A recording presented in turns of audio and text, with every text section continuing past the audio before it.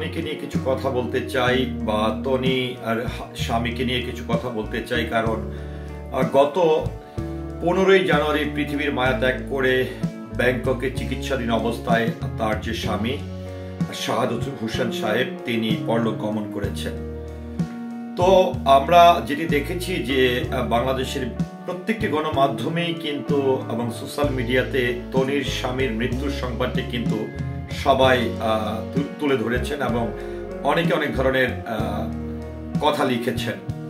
তো আমি প্রথমেই বলবো যে তনির সম্পর্কে যে কথাগুলো বলবো, তনির স্বামীর সঙ্গে তনির সম্পর্ক নিয়ে কথাগুলো বলবো, কিংবা তনির জীবনের কিছু গল্প নিয়ে যে কথাগুলো বলবো, বা তনির স্বামীর মৃত্যু নিয়ে কিছু কথা বলবো, তার পারিপার্শ্বিক বিষয়গুলো নিয়ে কথাগুলো বলবো, সেটি শোনার আগে প্রথমেই তনি শব্দটি শোনার পরে যারা এক সময় তনিকে নিয়ে ব্যঙ্গ করতেন, তনির এই সুখের সংসার নিয়ে কথা বলতেন, কিংবা তনি একজন বয়স্ক লোককে বিয়ে করেছেন, টাকার লোভে বিয়ে করেছেন, তো এই বিভিন্ন ধরনের কথাই আসলে আমরা অনেক সময় মন্তব্য করেছি, অনেকে ট্রল করেছি। তো আমার মনে হলো যে তনির সম্পর্কে তনি কিন্তু তিনি যেমন একজন সামাজিক নারী উদ্যোক্তা, বলবো সফল একজন নারী উদ্যোক্তা, সেই প্রেক্ষাপটে তনির কাছ থেকে কিন্তু এই সমাজের অনেক নারীর কিন্তু অনেক কিছু শেখার বিষয় আছে। দেখেন, মানুষের জীবনে অনেক ঘটনাই কিন্তু ঘটতে পারে, মানুষের জীবনে দ্বিতীয় সংসার আসতে পারে, তৃতীয় সংসার আসতে পারে। তার মানে এটা না যে মানুষের প্রথম সংসার ভেঙে গেছে, মানেই না যে সেই মানুষটি খারাপ হয়ে গেছে, বা সেই মানুষটি দ্বিতীয় সংসার গড়েছেন হয়তো বা লোভের বা প্রলোভনের কারণে, এটি কিন্তু না। তো সেই প্রেক্ষাপটে দেখেন একটি জিনিস, যে বাংলাদেশের এমন অনেক নারীরাই আছেন যারা খুব ইয়াং একটা সুদর্শন একজন পুরুষকে বিয়ে করে তার স্বামীকে রেখে সে পরপুরুষের সঙ্গে কিংবা পরকীয়া করছে। কিন্তু তনি তার পূর্বের প্রথম যে স্বামী, এখানে কিন্তু তার এই লাইফ হিস্ট্রিটা অনেকেই তুলে ধরেছেন, অনেক গণমাধ্যমে লেখালেখি হয়েছে যে তনি যে মানুষটির সঙ্গে তার জীবনের প্রথম যাত্রা শুরু করেন, তার সঙ্গে বোঝাপড়া বা তার সঙ্গে আসলে সাংসারিক জীবনে সুখ না থাকার কারণে কিন্তু তার সঙ্গে বিচ্ছেদ হয়েছে। পরবর্তীতে তিনি যখন আসলে শাহাদত হোসেন সাহেবের মতন একজন বয়স্ক লোককে বিয়ে করেছেন, তখন কিন্তু অনেক ধরনের কথা বলেছেন। কিন্তু একটি জিনিস দেখেন যে তনি একজন বয়স্ক লোককে বিয়ে করার পরেও সে কতটা হ্যাপি ছিল, কিংবা তার হাজবেন্ড শাহাদত সাহেব একজন ইয়াং লেডিকে বিয়ে করার পরেও তিনি কতটা হ্যাপি ছিলেন। আমাদের সমাজে আমরা দেখি যে যখন একজন ইয়াং বয়কে একজন অল্প বয়সের একজন পুরুষ স্বামীকে রেখেও কিন্তু অনেকে পরকীয়া করছে, অনেকে অন্যের হাত ধরে চলে যাচ্ছে। কিন্তু একটি মেয়ে যেখানে জানে যে তার স্বামী থেকে তার বয়স অনেক কম, তারপরেও সে সুখের জন্য, কিংবা তার স্বামী যখন অসুস্থ হয়ে গেল তারপরে সেই স্বামীকে বাঁচানোর জন্য সে কতই না লড়াই করেছে। সে তার স্বামীকে নিয়ে সে থাইল্যান্ডে চলে গেছে, সে দিনের পর দিন তার এই ব্যবসার পাশাপাশি তিনি তার স্বামী এই বয়সের একজন স্বামীকে রেখে, যেখানে তার পরিবারে একদমই ইনভলভ থাকার কথা ছিল, পরিবার নিয়ে বেশি ব্যস্ত থাকার কথা ছিল, সেখান থেকে একজন সফল নারী উদ্যোক্তাও হয়েছে।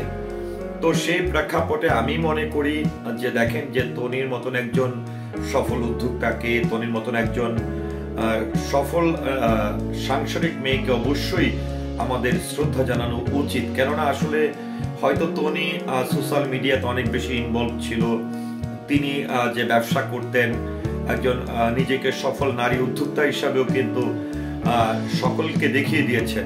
সেই প্রেক্ষাপটে কিন্তু মানুষের কথা বলার সুযোগ হয়েছে। তো দেখেন যে তনি তার হাজবেন্ডকে বাঁচানোর জন্য, মানুষ যখন আসলে দেখেন এমন সমাজে দেখি যে সমাজে যখন তার হাজবেন্ড অসুস্থ হয়ে ঘরে পড়া থাকে, বা তার সেবা যত্নের জায়গায় কিন্তু অনেক অবহেলা থাকে, অনেক স্বামীর সঙ্গে স্ত্রীর বিচ্ছেদ হয়ে যায়, কেননা স্বামীর প্রতি তার দরদ কম থাকে স্ত্রীর, বা স্বামীর প্রতি যে তার ভালোবাসা থাকার দরকার, দায়বদ্ধতা থাকার দরকার, সেটির অনেক কমতে থাকার কারণেই কিন্তু বোঝাপড়ার একটা ঝামেলা হয় এবং বিচ্ছেদ ঘটে।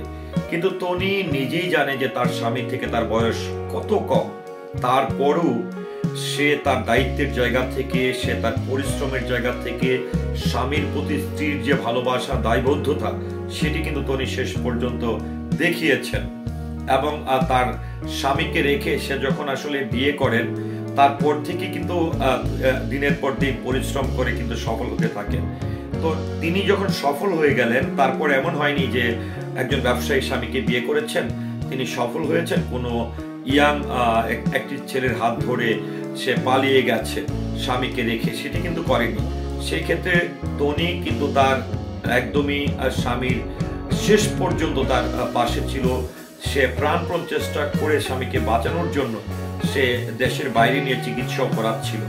তো সেই প্রেক্ষাপটে আমি মনে করি সমাজের যেসব নারীরা স্বামীর প্রতি দায়বদ্ধতা নেই, স্বামীর প্রতি অনীহা থাকে, ভালোবাসার কমতি থাকে, এবং স্বামীকে রেখে যখন অন্য মানুষের সঙ্গে পরকীয়ায় জড়ায় কিংবা অন্য ধরনের চিন্তা ভাবনা করে, নেগেটিভ চিন্তা, স্বামীর প্রতি নেগেটিভ চিন্তা করে অন্যদিকে সে ইনভলভ হয়ে যায়, সেই জায়গায় তনির মতো মানুষ একটি দৃষ্টান্ত, সফল উদ্যোক্তা হিসাবে যেমন সে দেখিয়ে দিয়েছেন সারা দেশের মানুষকে নারী উদ্যোক্তা হিসাবে, তেমন একজন স্বামীর প্রতি একজন স্ত্রীর কতটা দায়বদ্ধতা থাকা উচিত, কতটা ভালোবাসা থাকা দরকার, সেটিও কিন্তু তনি দেখিয়ে দিয়েছে।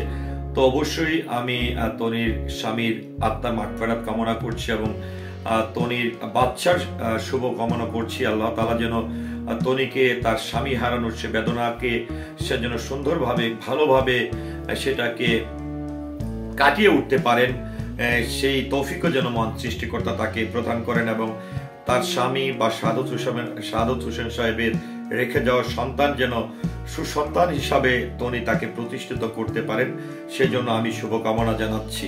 ধন্যবাদ সবাইকে। আসসালামু আলাইকুম।